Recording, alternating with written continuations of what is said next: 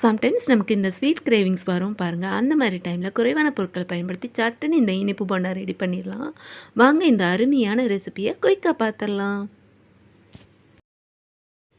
சூப்பரான இனிப்பு போண்டா செய்கிறதுக்கு 1/2 கப்பு ஃபுல்லாக பொடிச்ச வெல்லம், 1/2 கப்பு தண்ணி சேர்த்து கொதிக்க வச்சு எடுத்துக்கோங்க. அதுக்கப்புறம் ஒரு பவுலில் ஒரு முட்டையை உடைச்சு நல்லா பீட் பண்ணிவிட்டு, கூடவே நம்ம வெல்லப்பாகு, லைட்டாக உப்பு சேர்த்து நல்லா கலந்துட்டு, 1/4 கப்பு ரவை சேர்த்து அதையும் நல்லா மிக்ஸ் பண்ணிக்கோங்க. கூடவே 1/2 கப்பு கோதுமை மாவு சேர்த்துட்டு அதையும் நல்லா மிக்ஸ் பண்ணிவிட்டு, 1/4 ஸ்பூனுக்கும் குறைவாக ஏலக்காய் தூள், பிஞ்சு பேக்கிங் சோடா சேர்த்துட்டு அதையும் நல்லா மிக்ஸ் பண்ணிக்கோங்க. அதுக்கப்புறம் நல்லா மீடியமான சூடுள்ள எண்ணெயில் இது போல் பால்ஸ் மாதிரி போட்டு நல்லா பொறுமையாக மீடியம் ஃப்ளேமில் வச்சு செவக்க பொரிச்சு எடுத்திங்கன்னா சூப்பரான இனிப்பு போண்டா சட்டுன்னு ரெடி ஆயிரும். அவ்வளோ டேஸ்டியாக இருக்கும், செம சாஃப்டாகவும் இருக்கும். ரமலான் மாதமும் தொடங்கிருச்சு. இஃப்தாருக்கு கூட இந்த ரெசிபி ட்ரை பண்ணுங்கள், சூப்பராக இருக்கும். ரெசிபி பிடிச்சிருந்தா வீடியோக்கு லைக் கொடுத்துங்க. தேங்க்ஸ் ஃபார் வாட்சிங். பாய்.